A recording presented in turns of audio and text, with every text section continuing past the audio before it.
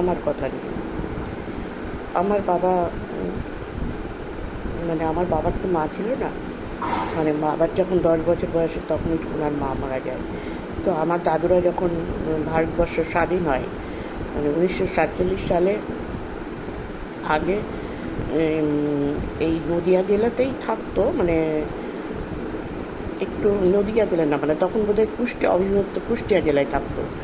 তো একদম সীমান্তবর্তী এলাকায়, মানে তারা ঠিক যখন ভাগ হলো, তো সেই তাদেরটা নদিয়া জেলার মধ্যেই পড়লো, মানে কুষ্টিয়া জেলা তখন আর থাকলো না। তা একদম সীমান্তবর্তী নদিয়া জেলা ছিল। তা আমার দাদুরা ওখানটার জমি জায়গা, মানে তখন হয়তো হিন্দু মুসলমানের যে দাঙ্গা হয়তো হবে ভেবে চলে এসেছিল, মানে বাড়িতে অনেকটা এইদিকে চলে এসেছিলো, গ্রামে আরও নদিয়ার আরও ভেতর দিকে চলে এসেছিলো। তো আমার বাবার তখন কত 13-14 বছর বয়স, 12-13 বছর বয়স।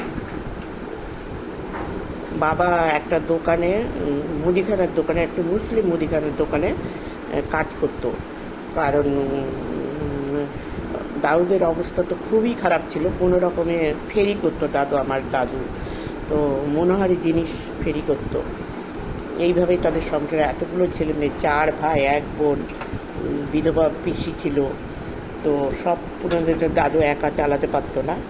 তো আমার বাবা একটা মুসলিমের কাছে, খুবই ভালো মুসলিম পরিবার। বাবা বলতেন, বাবা কিন্তু ওখানেই খেতেন, তখন কিন্তু এত জাতিভেদ ধর্মভেদ ছিল না, ওখানেই খাওয়া দাওয়া করতো। তো যখন হলো না, বাবাকে খুব ভালোবাসতো ওরা। বাবা ভীষণ মানে অনেস্ট ছিল তখন। বাবা ওখানেই থেকে যায়, আর দাদুরা সবাই মিলে চলে আসে নদীয়ার ভেতর দিকে। আমার বাবা আসে না। আমার বাবা বেশ দীর্ঘদিন পরে, তারপরে যখন আর ভালো লাগে না, একা একা সব ভাই বোন কাউকে দেখতে না পায়, তখন আমার বাবা চলে আসে দেশে। মানে দেশে বলতে দেশেই ছিল, ইটে চলে আসে, নদিয়ায় চলে আসে, বা দাদু নিজের বাবার কাছে। তো এসে স্কুলে ভর্তি হয়। তো বাবা মানে তার মধ্যেও বাবার আবার মন টেকে না এখানে। বাবা একদিন মা না থাকলে যা হয়, পালিয়ে গিয়েছিল কলকাতাতে। তো কলকাতা থেকে পালিয়ে গিয়ে এক ফেরিওয়ালা বাবাকে আশ্রয় দিয়েছিল। তো সেখানে বাবা বেশ কিছুদিন, 4-5 মাস ছিল। সেও আবার একটা মুদিখানার দোকানে ঢুকিয়ে দিয়েছিল, খুব গরিব তারা, ঢুকিয়ে দিয়েছিল। ওখানে বাবা বেশ কিছুদিন কাজ করেছিল মুদিখানার দোকানে। তারপরে আবার, মানে বছর না, 6-7 মাস ছিল। তারপর আবারও গ্রামে ফিরে আসে।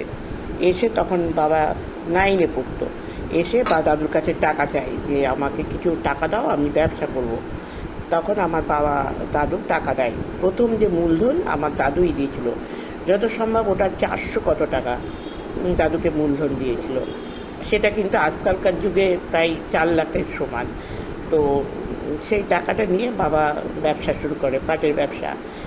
আর তারপরে এরকম করতে করতে বাবার ব্যবসাটা মোটামুটি দাঁড়াতে আরম্ভ করে। তারপর বাবার যখন 21 বছর বয়স, তখন দাদু বিয়ের খোঁজ করে। মানে তখন তো আমার দাদু খুব, মানে বেশি বয়স পছন্দ করতো না, ছেলে মেয়ে সবারই খুব অল্প বয়সে বিয়ে দেওয়ার চেষ্টা করেছেন। তো দাদুর আর তখন তো জাতটা খুব দেখতো, তো সাহাদের মেয়ে খুঁজতে খুঁজতে আমার মা একদিন আমার মায়েদের বাড়িতে যায়। তখন সেদিন মার মানে আমার দিদিমার খুব শরীর খারাপ ছিল। তো মা ভাত রান্না করছিল, ভাতটা নামাচ্ছিল মা আর মার বড়দা মিলে। তখন মার 15 বছর বয়স। দেখে দাদুর ভীষণ পছন্দ হয়। আমার মায়ের চোখ মুখ নাক খুব সুন্দর ছিল, খুব। আমি তো আমার মাকে মনে করি পৃথিবীর সেরা সুন্দরী। তো সেখান থেকেই বিয়ে ঠিক হয়। বাকি কথা আরেক দিন। Bye bye.